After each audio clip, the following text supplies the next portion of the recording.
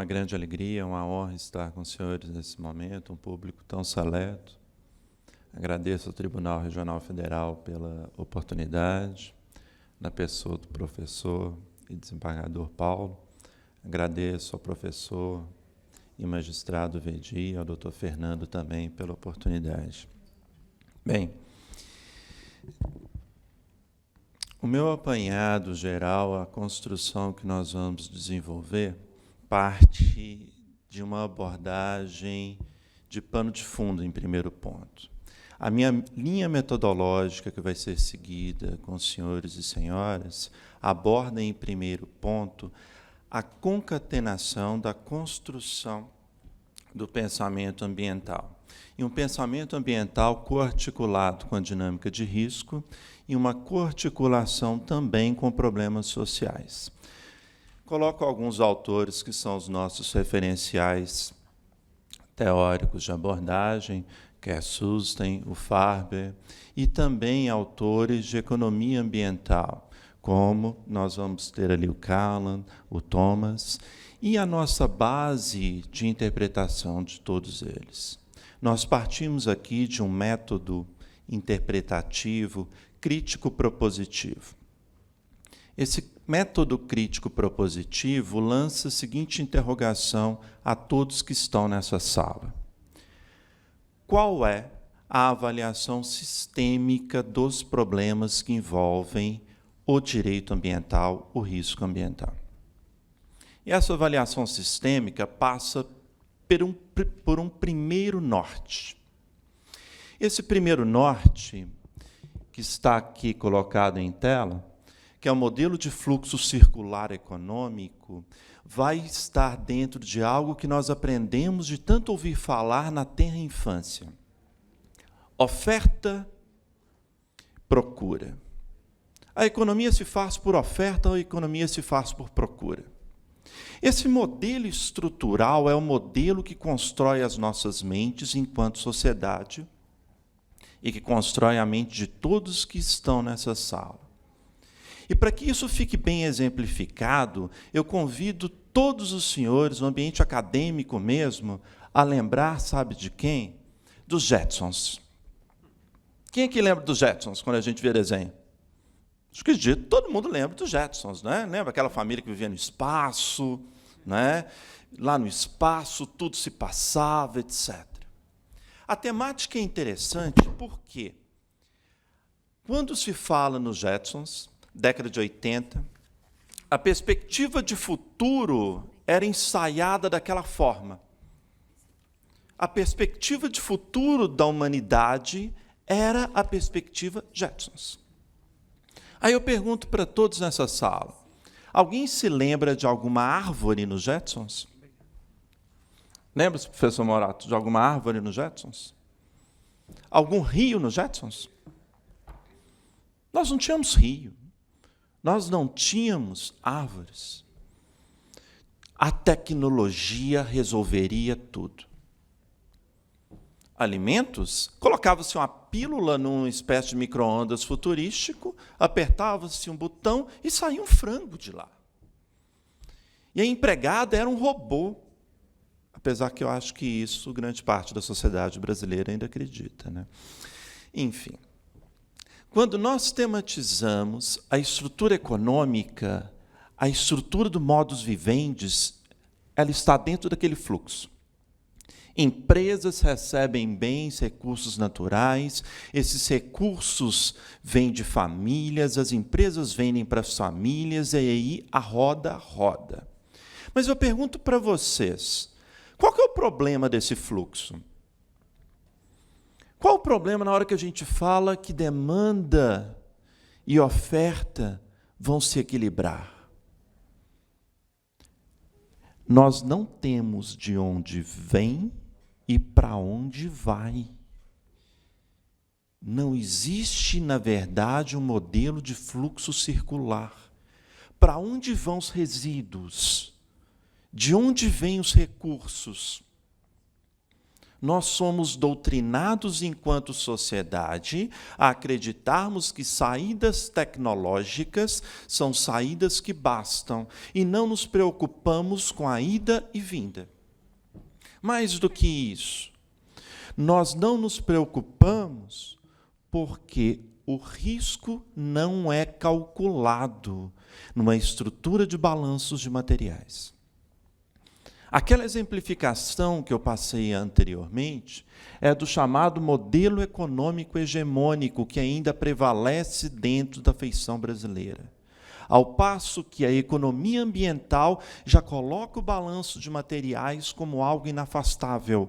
Não podemos pensar em produção sem calcular riscos, sem avaliação de riscos. Não podemos calcular geração de ativo econômico sem levar em conta a formação de passivos. E na geração de passivos e na geração de ativos, nós vamos ter outros problemas que vão estar desencadeados por um modelo que questiona a base hegemônica e coloca em matriz um discurso voltado para repensar riscos. E esse modelo vai partir do seguinte: a dimensão do risco e a dimensão do próprio lucro não se fazem de forma alheia. A própria dimensão do risco não pode ficar expressada em apenas uma literalidade. E aqui vem um conceito importantíssimo chamado willingness to pay, que é a disposição para pagar, que é diferenciado da capacidade para pagar. Para que a gente possa entender isso, quem aqui na sala, vamos colocar como um ambiente totalmente acadêmico mesmo, quem aqui na sala, na hora que saísse da justiça, na hora que saísse da escola, estaria disposto a pagar R$20 em um picolé? Quem aqui estaria? Alguém? Ainda mais com esse clima que está? Creio que não, né? Agora, vou mudar. Quantos de vocês estariam dispostos a pagar R$20 convertidos em um picolé embaixo da Torre Eiffel, com a pessoa amada do lado, em um dia ensolarado?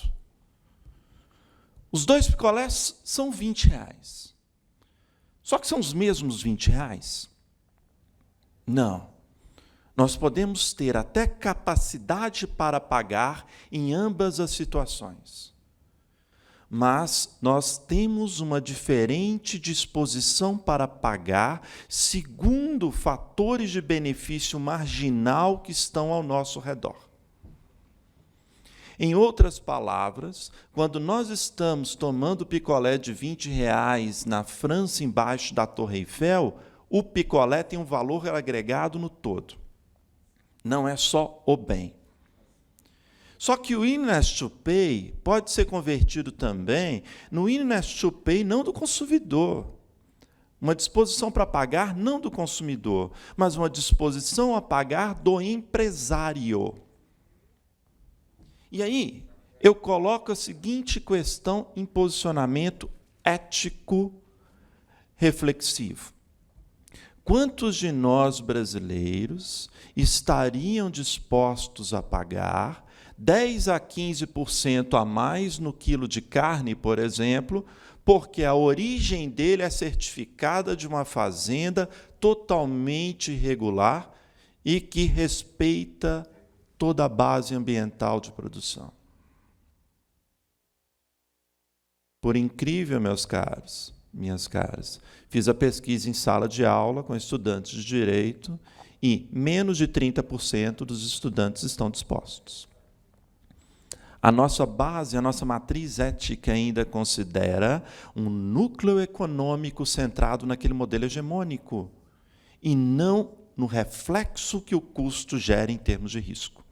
E aqui vem uma outra questão importante.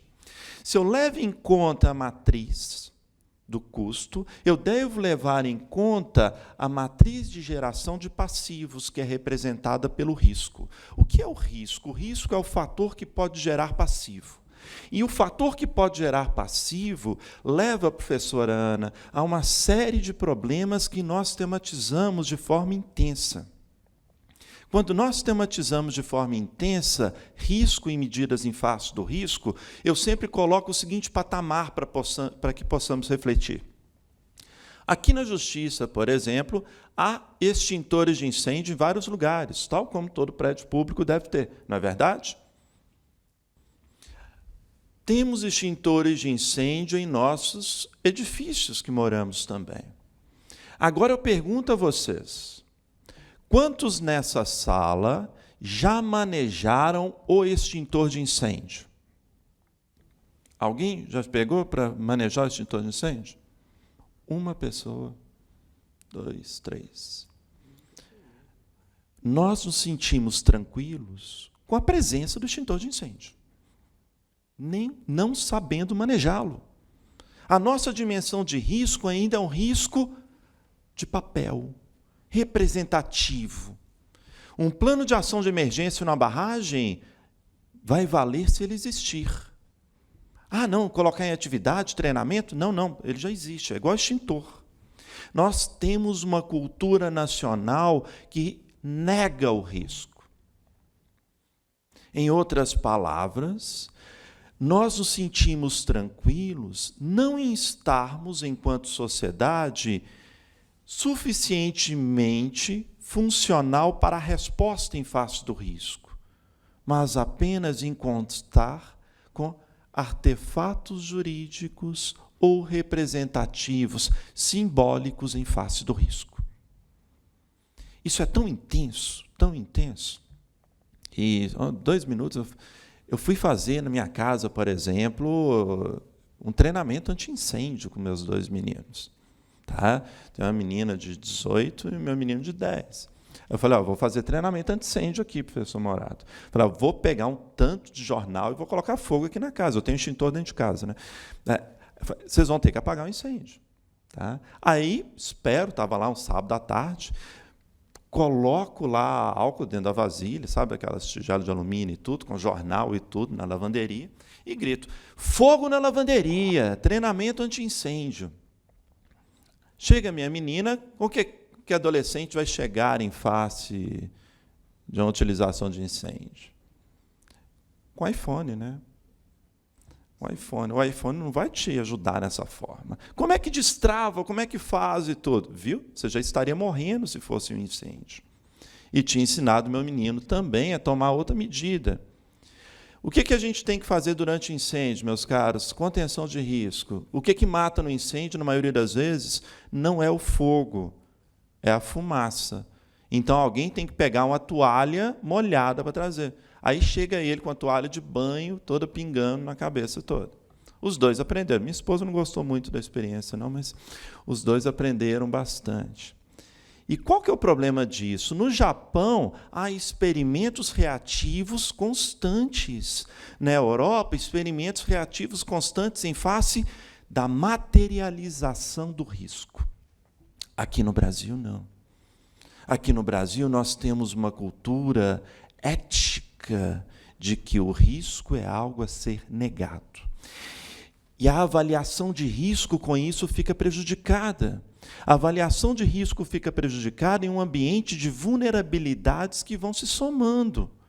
As vulnerabilidades não são só vulnerabilidades jurídicas. Nós vamos ter uma série de avaliações de risco que são mitigadas em virtude de uma política sociocultural de economia hegemônica, na qual o passivo não é tematizado. A partir do momento que nós não tematizamos o passivo, a estrutura do risco abre portas para se concretizar.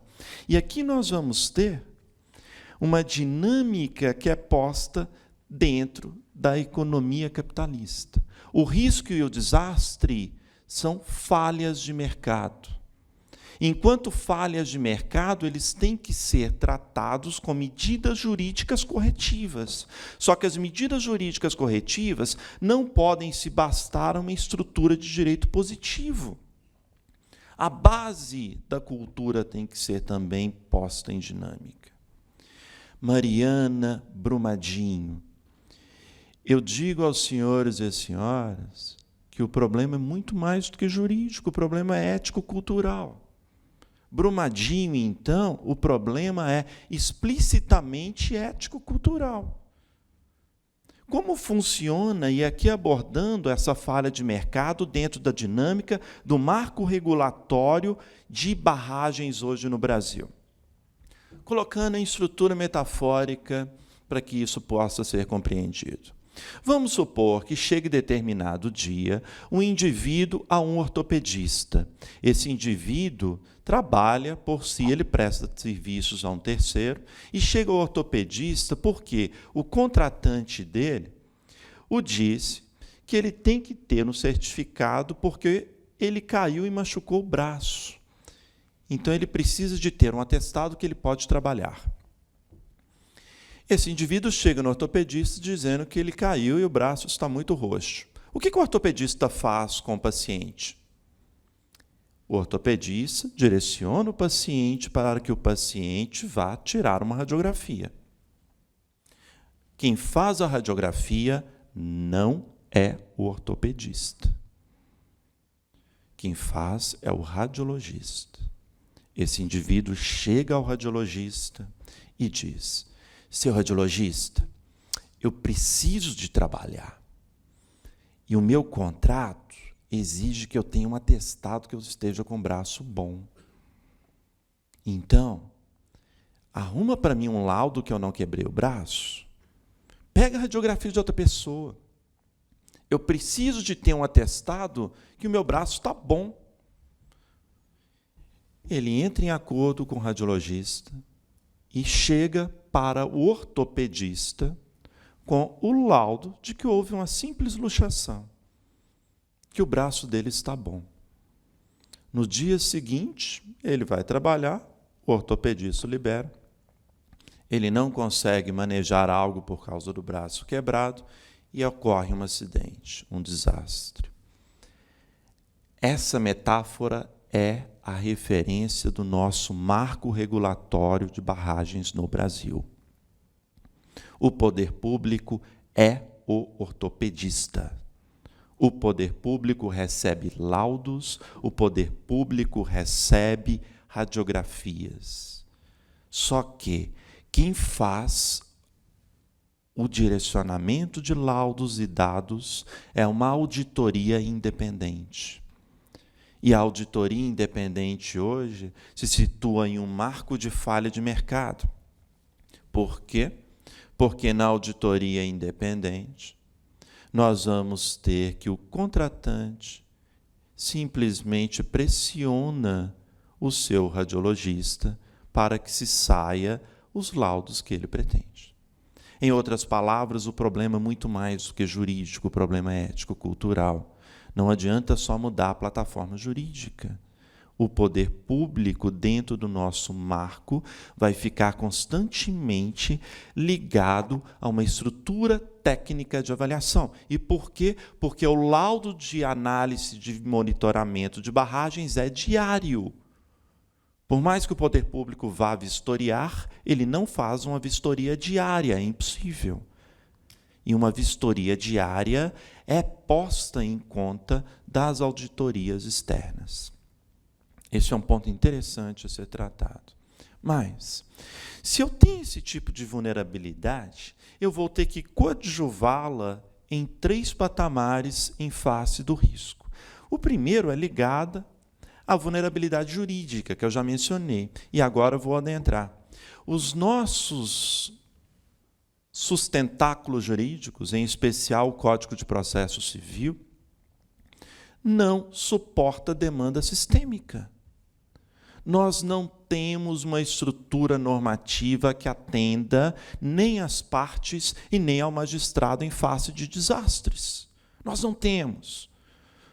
Provavelmente os senhores conhecem o Dr. Mário Franco, que é o juiz da 12ª Vara, que atuou no caso de Mariana. Excelente magistrado, dedicado, portas sempre abertas a todos. Ele teve que praticamente reconstruir, a partir de fragmentos processuais, a base de atuação. Porque na hora que se fala do TETAC, da Fundação Renova, vários dos senhores já devem ter ouvido críticas a respeito disso. Ah, mas por que criaram o TETAC? Por que criaram esse mecanismo de resposta pela Fundação Renova? É interessante ouvir a resposta do porquê, meus caros e minhas caras. Ninguém nessa sala desconhece que na legislação brasileira há responsabilidade objetiva pela teoria do risco integral, segundo o STJ. Perfeito. Quem era o empreendedor do caso Mariana, do desastre de Mariana? O empreendedor era a Samarco. A Samarco não tinha e não tem estrutura financeira para fazer resposta à dimensão catastrófica do desastre, quase apocalíptica. Portanto, teríamos que determinar a responsabilidade a quem? Aqueles que estão por detrás da Samarco. Quem que está por detrás da Samarco? As duas maiores mineradoras do Brasil, aliás, do mundo, a BHP e a Vale. Só que a BHP é acionista da Samarco. Ela fez um desenho estrutural e jurídico fantástico, temos que sempre reconhecer mérito mesmo em nossos oponentes. Ela fez um desenho jurídico fantástico, a partir do qual ela não está na diretoria. Ela é acionista. E aí eu pergunto para qualquer um nessa sala, alguém já viu alguma decisão fixando responsabilidade objetiva pela teoria do risco integral para um acionista? Eu confesso que eu desconheço. Ao longo de toda a minha trajetória acadêmica como professor de direito ambiental e como procurador federal, eu nunca vi responsabilidade objetiva pela teoria do risco integral para acionista. Qual medida a Advocacia Geral da União tomou ao lado de outros entes? Vamos vinculá-la a partir do TETAC, porque aí nós evitamos anos até se deliberar no STJ se pode ou não ter responsabilidade objetiva pela teoria do risco integral de um acionista estrangeiro. E depois, para buscar o patrimônio dele, onde teríamos que ir? Na Austrália. Ou seja, há vulnerabilidades jurídicas. As vulnerabilidades jurídicas, portanto, se manifestam em uma baixa estrutura para a resposta sistêmica. Mas nós temos um problema ético-cultural que perpassa, tal como no caso do extintor, que disse a vocês que imaginamos que nunca vamos precisar de usar, e a primeira vez que vamos usar é quando estivermos em face de um incêndio. E isso ocorre também nas empresas. A cultura brasileira, na hora que nós chegamos, e sou capaz de apostar que todos aqui já vivenciaram isso, se chegam dizendo, e se acontecer X, Y e Z, e se por um acaso eu sair daqui, baterem no meu carro, ou se por um acaso eu morrer em algum desastre aéreo, como vai ficar minha família? Que são todos desastres palpáveis. Qual que é a resposta comum que a cultura brasileira dá? Vira essa boca para lá. É cultural. Qual a resposta em face de uma série de trincas que estão ocorrendo em uma barragem? Não, isso aqui a gente conserta. Já vi um tanto de barragem trincada. Não caiu. O negacionismo, que o SUSTEM trata muito bem. Mas nós temos vulnerabilidades econômicas. Nós temos uma certa atenção voltada para a iniciativa privada e uma atenção muito grande voltada para o Estado. Sendo que uma sociedade capitalista, a iniciativa privada é responsável por suas externalidades negativas. O empresariado brasileiro detesta o governo e adora o Estado quando precisa. Em outras palavras, nós temos uma série de atenções que negam fatores já referenciados e suflagrados dentro da estrutura internacional, como, por exemplo, o suborno privado. O suborno privado é exatamente essa fixação de uma empresa cooptar um auditor independente, um auditor externo. E nós não temos essa ligação punitiva tal como temos com o suborno público. Existem atos de corrupção privados. E eles são, infelizmente, grande parte das vezes, tolerados pela sociedade brasileira. Em outra dimensão, nós temos também um direito ambiental simbólico abordado pelas empresas no Brasil, que passa ao léu de uma real avaliação por parte da sociedade quanto aos seus efeitos. É o hábitos do Bourdieu. O indivíduo desmata metade de uma floresta e depois põe uma plaquinha no canteiro central da praça. Essa praça está sendo protegida pela empresa tal. Direito ambiental simbólico. É necessário ir além da simbologia, ir além do chamado free rider ambiental. O que é o free rider ambiental? Eu sempre coloco também, parafraseando a estrutura acadêmica, né? Todos nós tínhamos um free rider quando estávamos dentro da faculdade. Né? É alguém que saía com a gente depois, vamos sair todo mundo para tomar uma cerveja, para comer alguma coisa. Aí a pessoa saía e falava, eu não vou comer nada não, eu não vou beber nada não. Aí passa um pouquinho, pega lá um pouquinho, serve tudo. Só que ela é um caroneiro. Ela não toma iniciativas dela, ela não assume aquilo que é dela. E grande parte das vezes, nós temos uma estrutura de free rider ambiental. Por exemplo, nós vamos ter pequenas mineradoras que estão se utilizando do desastre de Samarco e o desastre de Vale para poderem poluir mais. É o free rider negativo. É o indivíduo que, na hora que teve o colapso das barragens, disse, beleza, agora eu já libero também os meus componentes químicos. Ninguém vai falar que é meu. Ninguém. Vejam. Portanto, há uma série de vulnerabilidades. E essas vulnerabilidades partem para o Estado de forma tão intensa que a nossa política de enfrentamento de desastres se concentra em desastres naturais e não em desastres antropogênicos, como consta de forma explícita na 12.608. Mas o ônus é atribuído ao Estado. O ônus é atribuído ao Estado de tal forma que nós ficamos com uma vulnerabilidade, um lapso, quando o desastre é antropogênico. E aqui, já vou voltar aqui, mas só para poder tematizar.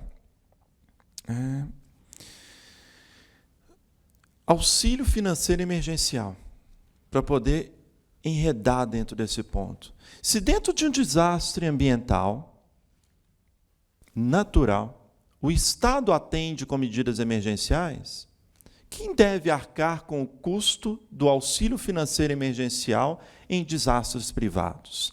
E em desastres privados que se coligam à vulnerabilidade de falha de mercado em prol do lucro. E ligando os dois pontos, eu mostro a barragem ao montante para os senhores. Grande parte dos magistrados e das magistradas sempre escuta a barragem ao montante, sempre escuta a barragem ao montante. Vão entender o que é a barragem ao montante. Me desculpem se já souberem, mas só para ficar claro para todo mundo. Na barragem de cima, a gente tem uma barragem ao montante. O que é uma barragem ao montante? Estão vendo a primeira ali marronzinha? Deixa eu ver se tem. Essa aqui não tem laser, não.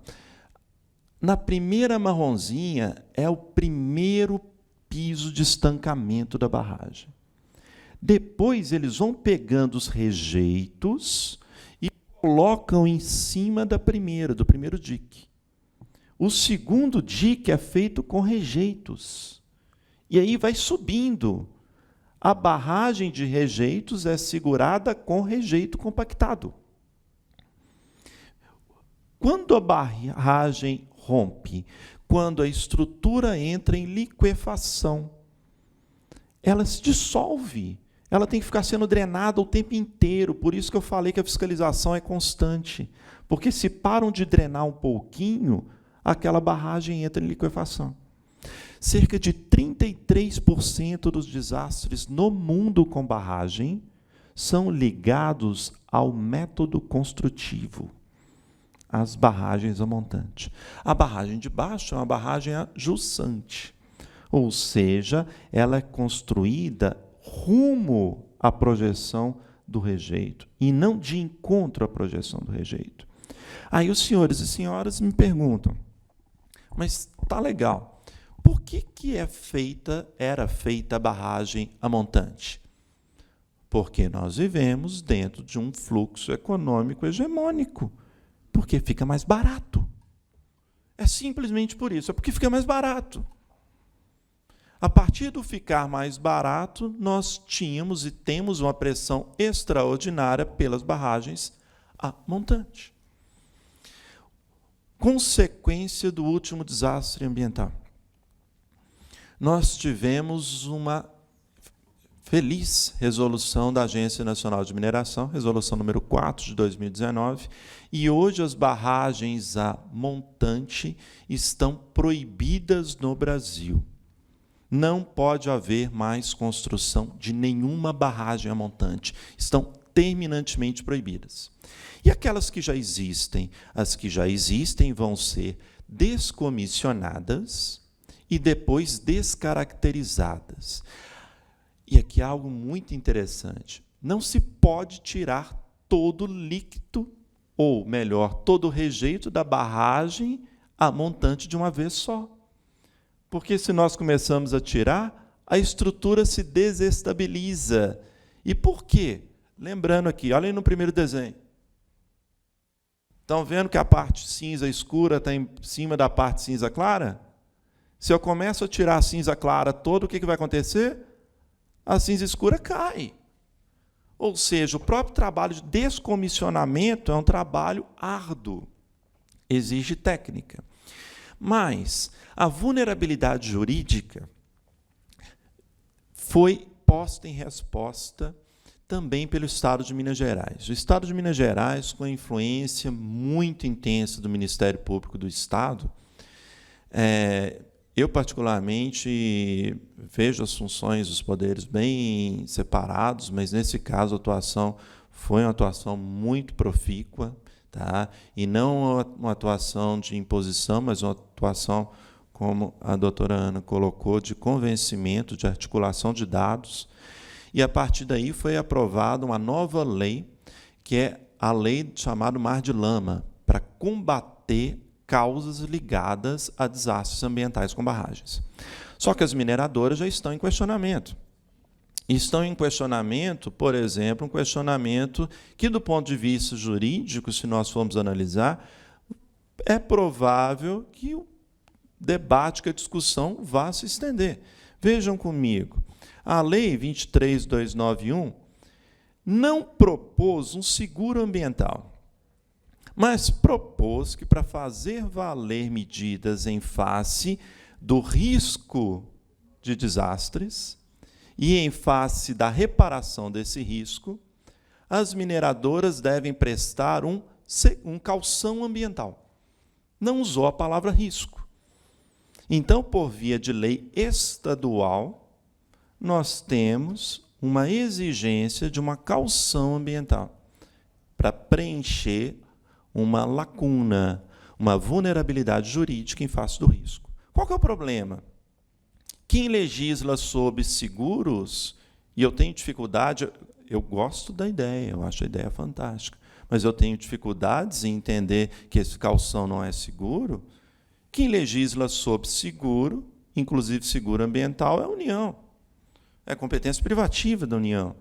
Em outras palavras, as mineradoras já estão ensaiando, estão esperando a lama secar, por assim dizer, já para poder questionar a constitucionalidade de vários dispositivos da própria legislação mineira, que, se estivessem em legislação federal, não poderiam ser questionados.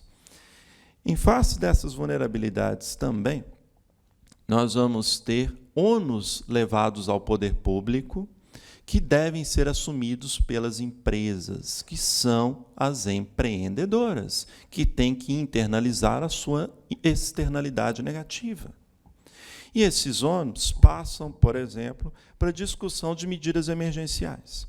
Se nós pegamos a Lei 9.077, nós vamos ter que, em caso de desastres naturais, cabe ao Estado fornecer alimento, estrutura, alojamento para as pessoas atingidas. E aí a minha questão é, se o Estado deve fazer isso, quando é um desastre natural, e se o desastre for antropogênico? Quem deve fazer é a empresa, princípio do poluidor-pagador. Ela tem que assumir a sua externalidade negativa. E essa externalidade negativa se faz a partir do auxílio financeiro emergencial. O auxílio financeiro emergencial, meus caros e minhas caras, tem um fator de resposta sistêmica. E um fator de resposta sistêmica que ainda colide com várias percepções dentro do viés privatista da sociedade brasileira.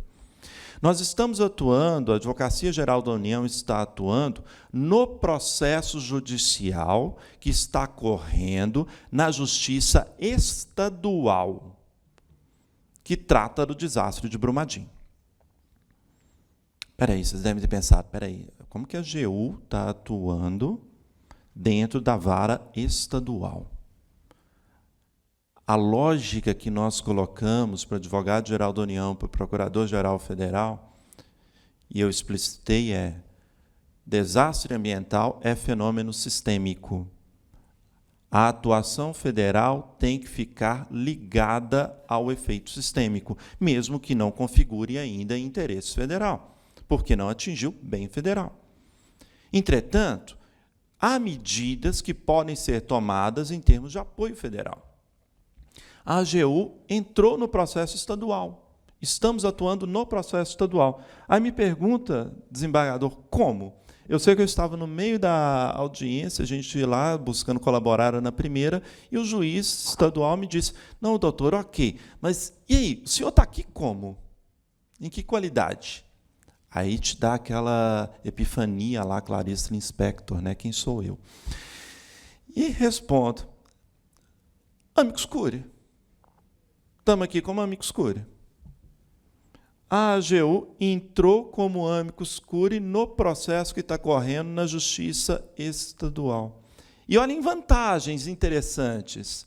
Houve um dia, e todas as audiências estamos indo, em que a Vale chega e diz, indígenas em tal local requer a paralisação do processo para consultar a FUNAI, para ter o deslocamento para a vara federal, etc. Eu já respondi na hora, não precisa.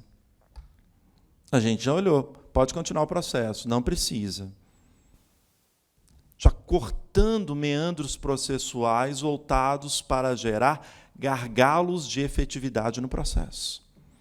Essa colocação foi tão interessante que sabem quem também está compondo a posição de amicus curiae dentro do processo? Ministério Público Federal. A AGU e o Ministério Público Federal e também, agora, a Defensoria Pública da União estão atuando no processo estadual. Por quê? Porque desastre ambiental é sistêmico. Eu não posso falar, só vem até aqui. É sistêmico. E dentro da proposta, vejam como que a coesão das instituições é importante. Nós levantamos para a Vale, dentro desse norte do princípio poluidor-pagador, e dentro do auxílio financeiro emergencial, a obrigação da Vale de pagar todos os moradores de Brumadinho. E todos aqueles que estejam em 1 quilômetro da linha regular do curso do Paraopeba. Todos. Doutor Marcelo, lamento comunicar que o tempo está se esgotando. Tá. Vou rapidinho. E a Vale chegou e disse, mas é todo mundo? Não, não aceito. E a nossa resposta foi o seguinte, eu não vou me comportar aqui nesse processo como se fosse um caso do Código de Processo Civil, onde eu tenho que esperar lá o trânsito em julgado, onde eu tenho que esperar lá o cumprimento de sentença para reparar, porque as pessoas estão passando fome. Porque a cidade, literalmente, morreu economicamente. Portanto, todos são atingidos em um desastre, todos, é sistêmico. Você, Vale, que vai ter que me demonstrar quem não foi atingido. Então, o ônus da prova vai além do nexo, ela tem que me demonstrar quem não foi atingido, ela que corra atrás. Mas temos que romper também com uma certa linha de hipocrisia, porque vários jornais, por exemplo, o Globo, veio criticar a atuação dos órgãos públicos, dizendo que pessoas de classe média alta, por exemplo, dentistas, estavam recebendo o auxílio financeiro emergencial. É claro que tem que receber. Imaginem os senhores com dentistas e que têm um consultório no meio lá da cidade. Depois do desastre, quem vai no seu consultório? Ninguém. Você está comprometido, você é um atingido. A dimensão do auxílio financeiro emergencial não é a reparação definitiva. É algo para conter todo o dano que está sendo permeado sistemicamente. Já me adiantando. Mas aí há questões interessantes. No caso Mariana, a Advocacia Geral da União formulou o TETAC dizendo que o auxílio financeiro emergencial era humanitário, portanto, não podia ser compensado. A Samarco aceitou na época com a BHP, já estou encerrando, e com a Vale. A Samarco aceitou com as duas. Mas, logo depois, ela desencadeou um incidente de interpretação do TETAC, no qual o juiz federal entendeu que o auxílio financeiro emergencial seria antecipação de lucros cessantes, reduzindo a reparação dos atingidos. Foi efetivado um recurso e, a partir do recurso, o Tribunal Regional Federal da Primeira Região voltou com a estrutura alicerçada no TETAC para que não fosse compensado. E, nesse interim, graças a Deus, eu consegui localizar um memorando da Samarco reconhecendo que o valor não era compensável, isso em dezembro de 2015. Por que eu estou destacando isso? Na hora que a lama seca, na hora que a comoção diminui, a boa vontade das empresas também se reduz. Tá? Algumas questões que eu coloco de provocação para os senhores, não só como magistrados e magistradas, mas como estudiosos, como acadêmicos. Fundo de exaustão. Seria possível fundo de exaustão fixado em decisão judicial? O que é o fundo de exaustão? O fundo de exaustão existe em países nórdicos, ele visa fazer uma reserva monetária para quando o recurso natural não renovável terminar, termos uma ponte social para novas estruturas de vida. Mas um regime regulatório de auditorias externas independentes, marcos contra a corrupção privada, atuação setorial e geral na fiscalização, a diferença das atribuições entre IBAMA, entre o órgão estadual do meio ambiente, entre a ANM, entre a ANA, para que isso possa ficar delimitado, a fim de que tenha-se certeza de qual é a preponderância fiscalizatória. Mas o dano intergeracional para a reparação do passivo hereditário. Nós vamos ter como dano intergeracional algo que perpassa gerações em termos econômicos e em termos de frustração. O dano não pode ser visto só como um dano das gerações presentes. E aqui, corroborando com o professor Rafael, eu só, em relação aos danos intergeracionais, e já encerrando agora, eu só coloco em voga uma discussão que o professor Axel Honneth faz, a minha tese do doutorado foi a partir disso. Quem é a geração presente? Porque quando falamos em geração futura, as pessoas tendem a imaginar os unborn, né, os não nascidos. Só que não. Geração futura são aqueles que vão entrar na cadeia decisória. Jovens, crianças, adolescentes, são gerações futuras, porque eles vão entrar na cadeia decisória de resposta. E, encerrando e fechando, a geração presente dentro desse meu paradigma de interpretação, quem está na cadeia decisória é aquele indivíduo que tem hoje, segundo dados da Folha de São Paulo, os CEOs têm na média de 50 a 60 anos. Fechando, os CEOs das nossas empresas cresceram e aprenderam a partir dos Jetsons. Obrigado a todos.